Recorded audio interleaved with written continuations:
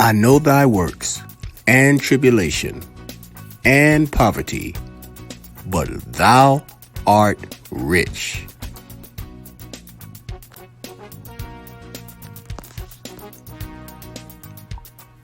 Welcome to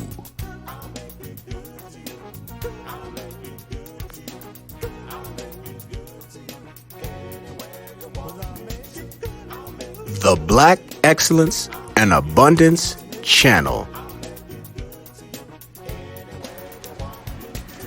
The Black Seminoles are a group of the Gullah Geechee who escaped from the rice plantations in South Carolina and Georgia.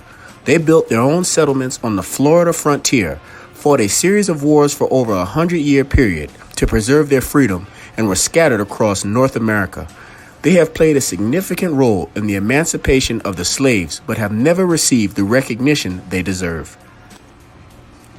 Some Gullah slaves managed to escape from coastal South Carolina and Georgia south into the Florida Peninsula. The Gullahs were establishing their own free settlements in the Florida wilderness as early as the late 1700s. They built separate villages of thatched roof houses surrounded by fields of corn and swamp rice, and they maintained friendly relations with the mixed population of refugee Indians. Thatched roof is a very old roofing method and has been used in both tropical and temperate climates. In time, the two groups came to view themselves as parts of the same tribe, in which blacks held important positions of leadership. In 1738, the newly freed black men and women established the town of Gracia Real de Santa Teresa de Mose, which was the first black town established in North America.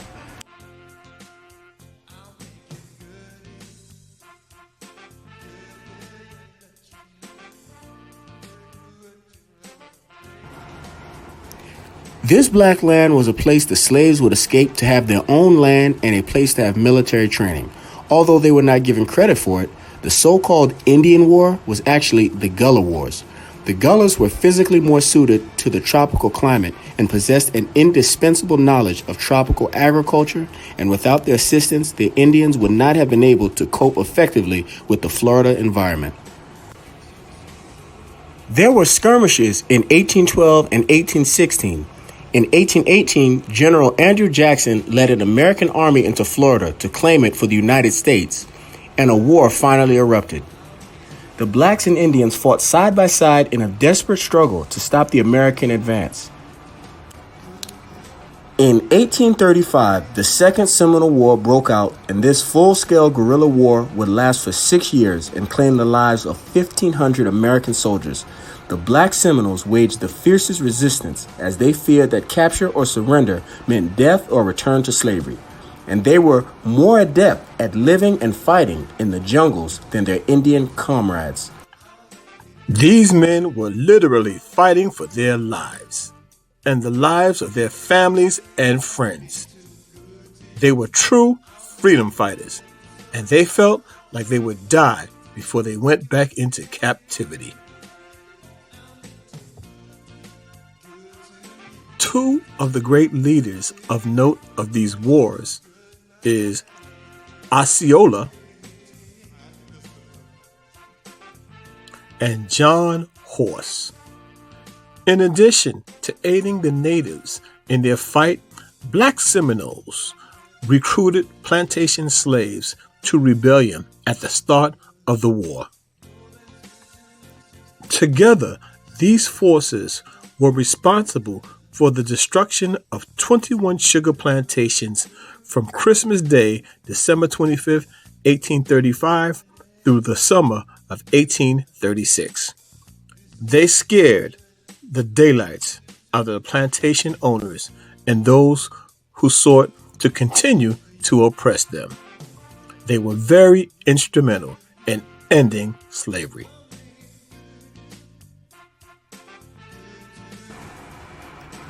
The American commander, General Jessup, informed the War Department that this, you may be assured, is a Negro and not an Indian war. And a U.S. congressman of the period commented that these black fighters were contending against the whole military power of the United States.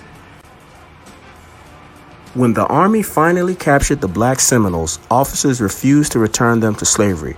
fearing that these seasoned warriors, accustomed to their freedom, would wreak havoc on the southern plantations.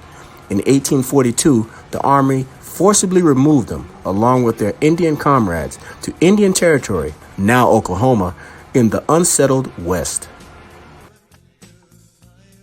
The Black Seminoles, exiled from their Florida strongholds, were forced to continue their struggle for freedom on the western frontier.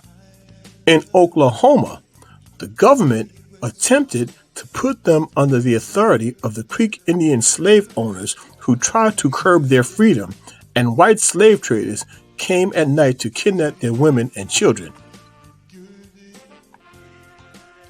In 1850, a group of Black Seminoles and Seminole Indians escaped south across Texas to the desert badlands of northern Mexico.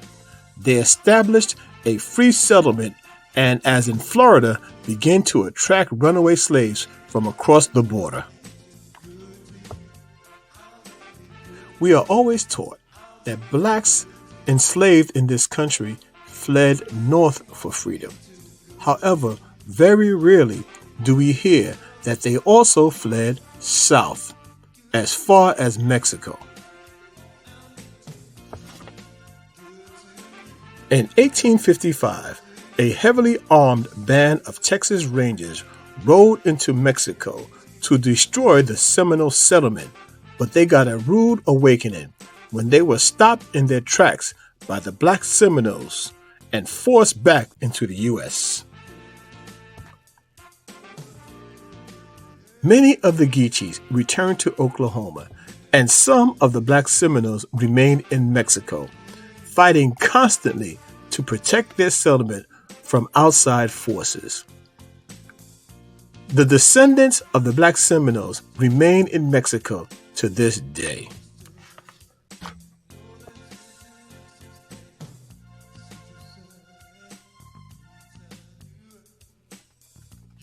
In 1870, after emancipation of the slaves in the United States, the U.S. Cavalry in southern Texas invited some of the Black Seminoles to return and join the Army, and it officially established the Seminole Negro Indian Scouts.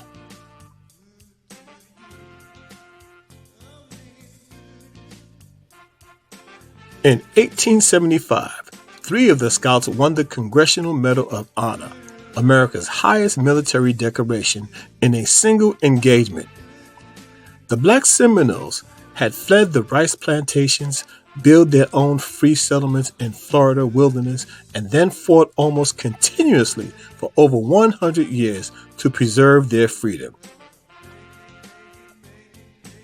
If the truth be told, it is no surprise that these men made some of the finest soldiers that this country has ever produced. Today, there are still Black Seminole communities scattered across North America and the West Indies. The Black Indians live on the Andros Islands in the Bahamas. The Seminole Freedmen, the largest group, live in rural Seminole County, Oklahoma, where they are still official members of the Seminole Indian Nation. The Mascago dwell in the desert town of Nacimiento in the state of Coahuila in northern Mexico. All have roots and ties to the Black Seminoles and the Gullah Geechee. These wars were fought for over 100 years, and the Gullah Geechee Black Seminoles do not get the credit that they deserve in helping to end the system of slavery. They put a fear in the society that let them know that they would die rather than go back into captivity.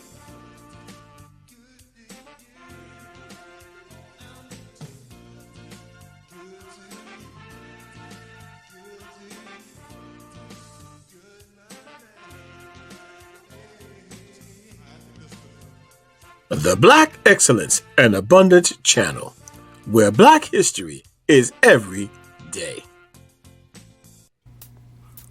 Thanks for watching. Please remember to like, comment, share, and subscribe. And as always, thou art rich.